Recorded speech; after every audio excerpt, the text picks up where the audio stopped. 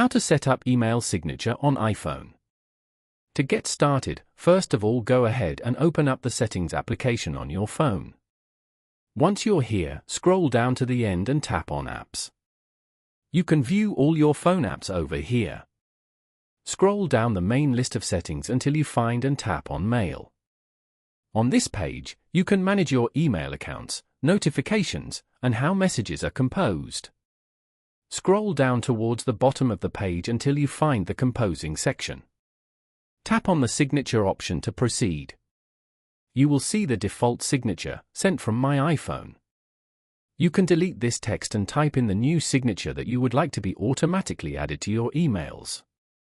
Once you go back, the new signature is saved and will appear at the bottom of all emails you send.